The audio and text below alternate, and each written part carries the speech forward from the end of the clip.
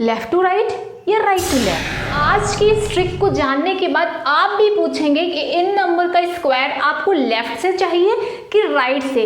Hello everyone, मैं हूं पारुल और आप हैं मैथ्स से दीदी में, आपका अपना चैनल जहां आपको लगेगा कि यस मैथ्स से दीदी। तो चलिए आज की ट्रिक स्टार्ट करते हैं। आज हम लोग देखने वाले हैं 3 नंबर्स का स्क्वायर निकालने की ऐसी ट्रिक जिसके लिए ना आपको पेन चाहिए ना पेपर चाहिए, और ये स्क्वायर आप लेफ्ट या राइट दोनों साइड से निकाल सकते हैं। वैसे तो ये स्क्वायर निकालने की यूनिवर्सल मेथड है।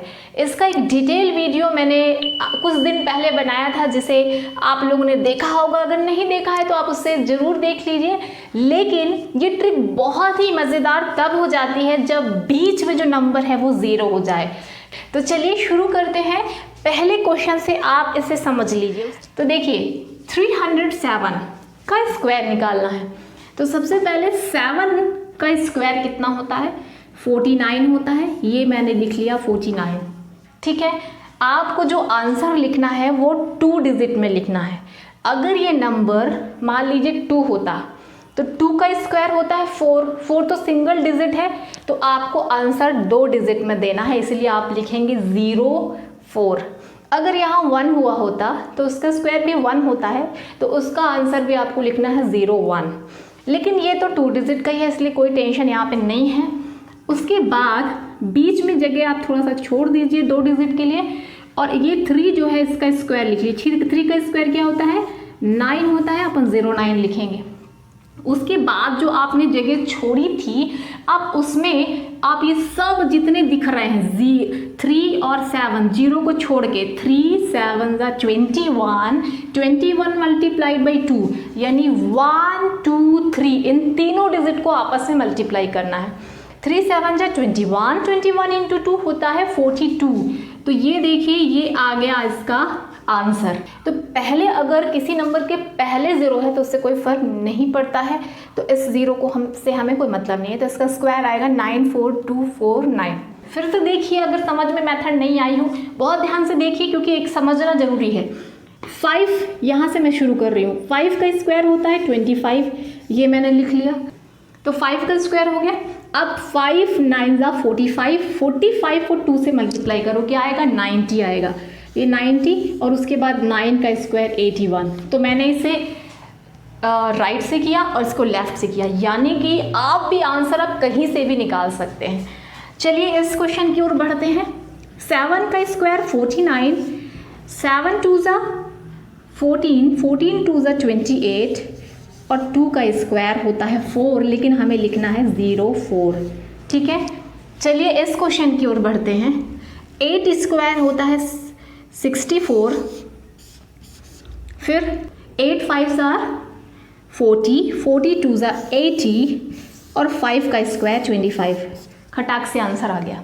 इसकी बात कर लेते हैं, इसे हम लेफ्ट से फिर से राइट से निकालते हैं। 3 का स्क्वायर 9, 09 लिखिए। उसके बाद 8 मल्टीप्लाइड बाई 3, 24 2 ज़ा 48, 8 स्क्वायर 64, ये आ गया इसका। तो इसी तरह से हम इस लास्ट क्वेश्चन की ओर बढ़ लेते हैं।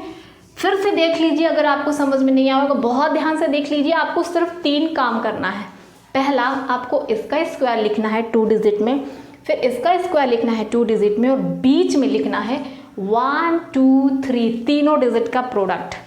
ठीक है, तो 6 का स्क्वायर होता है 36, ये हो गया। उसके बाद 6 4 ज़ा 24 2 ज़ा 48 और 4 का स्क्वायर होता है 16। एक लास्ट क्वेश्चन आज का डिस्कस कर लेते हैं, जिसमें अगर आपको कोई कन्फ्यूजन इन क्वेश्चंस में रह गया हो तो वो भी दूर हो जाए। तो देखिए 201 का स्क्वायर यहाँ पे मैंने लिया है। 201 का स्क्वायर के लिए 2 जो है लेफ्ट डिजिट है, तो अगर हम 2 का स्क्वायर करते हैं तो ये आएगा 4, जिसे हम 04 लिख सकते हैं, और इस पहले वाले 0 से कोई मतलब नहीं है, तो ये 4 ही है।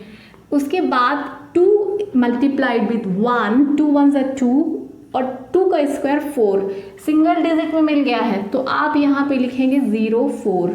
ठीक है, फिर ये 1 का स्क्वायर, ये वाले 1 का स्क्वायर 1 होता है तो 01, यानी कि प्रोसीजर के अकॉर्डिंग इस 2 का स्क्वायर यहाँ लिखिए। उसके बाद 2 का स्क्वायर 4, 1 का स्क्वायर 1, लेकिन दोनों ही सिंगल डिजिट हैं तो हमने इन्हें लिख दिया 0 4 0 1। और जो बीच वाला नंबर यहाँ पे आ रहा है वो आ रहा था 4, तो उसे हमें 0 4 लिखना है। तो यहाँ पे सारे ज़ीरो कंसीडर होंगे लेकिन सिर्फ इस ज़ीरो को छोड़ के, तो इसका स्क्वायर है ये। तो इस तरह से हम 3 डिजिट के नंबर का स्क्वायर निकाल सकते हैं जिसके बीच में हो 0। अगर इसकी यूनिवर्सल मेथड देखनी है, यूनिवर्सल ट्रिक देखनी है, तो आप मेरा लास्ट वीडियो ज़रूर देख लीजिए। हम इसी तरह के ट्रिक्स और टेक्निक्स लेके आते रहेंगे। Thank you for watching.